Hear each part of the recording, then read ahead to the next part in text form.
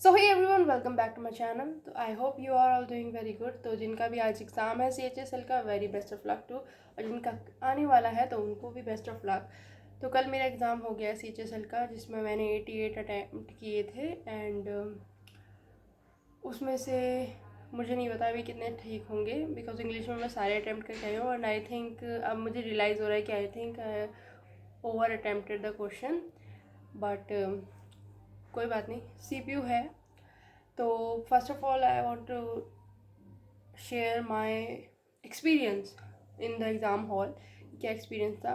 तो सबसे पहले जो हमारी शिफ्ट थी उसमें सारी लड़कियां थी। ये मैंने बाद में रियलाइज़ किया कि एक मिनट, मैं जब चेक करी थी तो सारी लड़कियां ही थी। तो उस लाइक कि ओके। तो जो सेंटर था हमारा वो इतना बड़ा नहीं था, एक स्कूल था, माउंट आबू स्कूल करके रोहिणी में कोई। तो वो स्कूल था, तो उसमें 3 से 4 लैब ही थी हमारे लिए। और वो ऐसा लग रहा था जैसे कि स्कूल वालों ने थोड़ा सा अलग हटके, मतलब उन्होंने ऑर्गेनाइजेशन ने उनके साथ कॉपरेट करके उन्होंने वो खोला है।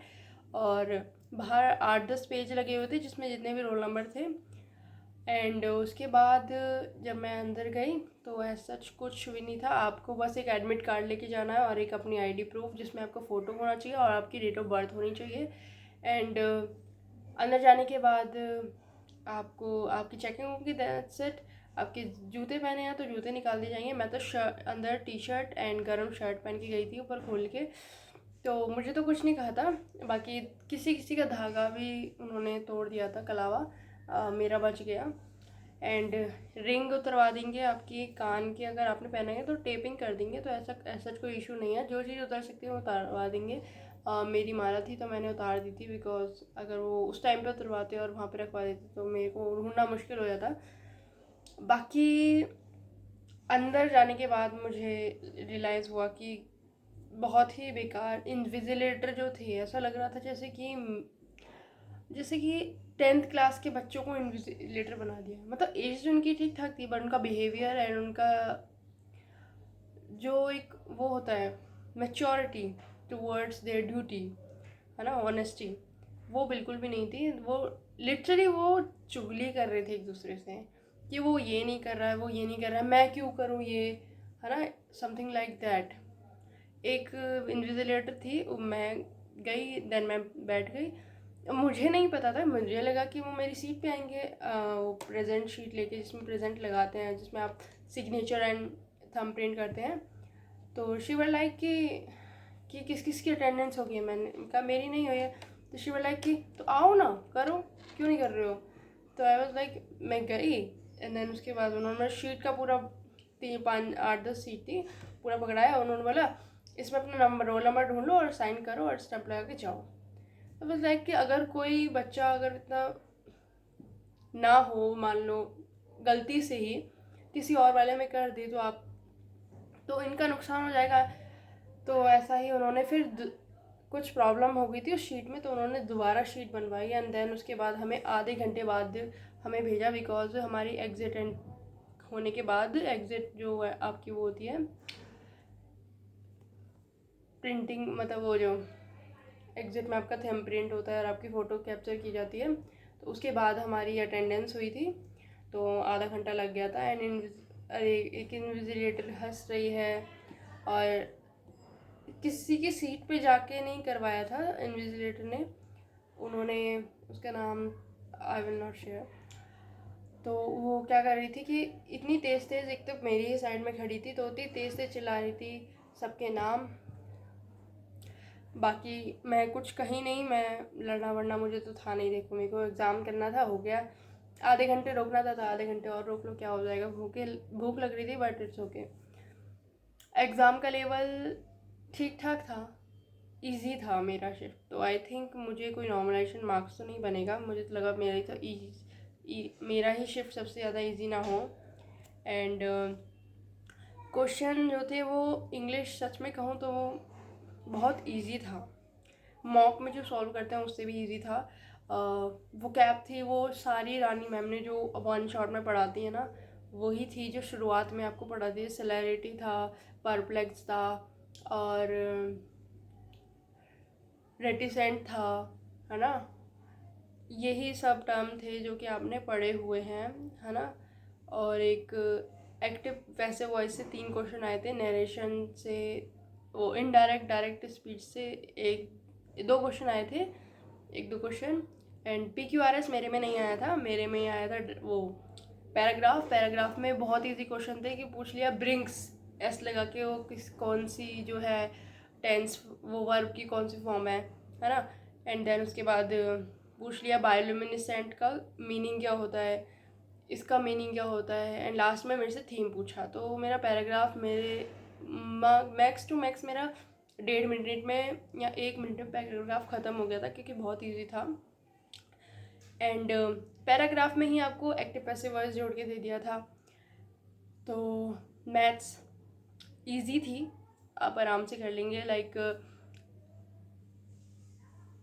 आप सारे क्वेश्चन कर सकते हैं, ईजी था टाइम के अंदर। और रीजनिंग मॉडरेट थी, मतलब वो भी इजी थी से थोड़ा सा ऊपर ले जाइए, मॉडरेट से थोड़ा नीचे। एंड GS इजी था।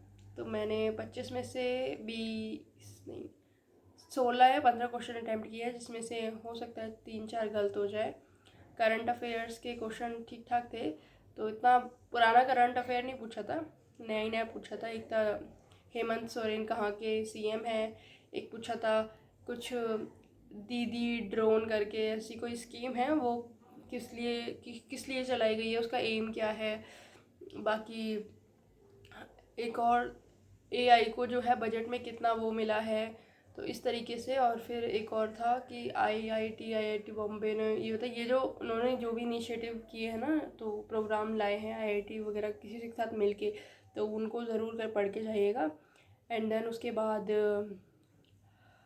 और नागालैंड का फेस्टिवल पूछ दिया था मुझसे, M से कुछ नाम था, मुझे अब पता नहीं है, बट वो ईस्ट का ही कुछ नाम था, तो मुझे आ गया था। एक नागौर से था, नागौर कुछ इनिशिएटिव था, नागौर में कुछ चलाया होगा, तो वो कहाँ पे है स्थित, तो वो मुझे याद आ गया था, राजस्थान में। एंड उसके बाद तो GS इजी था, आप उसको हार्ड तो नहीं कहेंगे। ईस्ट वेस्ट कॉरिडोर की लेंथ कितनी है, वो था क्वेश्चन एक। और पैरा ओलंपिक्स जो कमेटी है उसके चेयरमैन कौन है, और अंडमान निकोबार की लेफ्टिनेंट गवर्नर कौन है, लेफ्टिनेंट जनरल कौन है। तो यही क्वेश्चन थे, काफ़ी ठीक लगे मुझे। तो ओवरऑल मेरा एग्ज़ाम ठीक गया, बट अब मेरा नेक्स्ट एग्ज़ाम है, इतना कॉन्फिडेंस नहीं आ रहा। तो नेक्स्ट एग्ज़ाम है CPO। अब मेरे पास केवल 19 दिन है, तो 19 दिन के लिए हो सकता है मैं थोड़ा कम वीडियो अपलोड करूँ, because I want to more focus on my CPO exam. Actually blunder ये हुआ मेरे साथ कि मेरी जो मार्कशीट थी वो प्रिंट हो चुकी थी 16 से पहले, क्योंकि 16 अक्टूबर को CPO के फॉर्म बंद होने वाले थे। तो और मैं लेने गई थी उसको बाद में, तो वो पहले है मेरे पास। तो मैं तब तक मैं ग्रेजुएट हो चुकी हूँ 10 अक्टूबर को। तो फिर अब मैं CPO का एग्ज़ाम दूंगी। तो अभी मैंने कोई मॉक वगैरह कभी लगाया नहीं है CPO का। तो अब मैं 19 दिन CPO की, और जो ग्रुप D के भी वो आ चुके हैं नोटिफिकेशन कि 27 नवंबर से एग्ज़ाम है। तो best of luck for all of you, अपनी तैयारी अच्छे से कीजिएगा। एंड सच कहूँ तो यार, मुझे अपने एजुकेशन सिस्टम से थोड़ा सा तो दिक्कत है कि सारे एग्ज़ाम एक साथ ही हम पे थोप दिए जाते हैं। शायद हमारी ही गलती है कि हम अच्छे से तैयार नहीं करते। दैट्स ओके, कोई बात नहीं।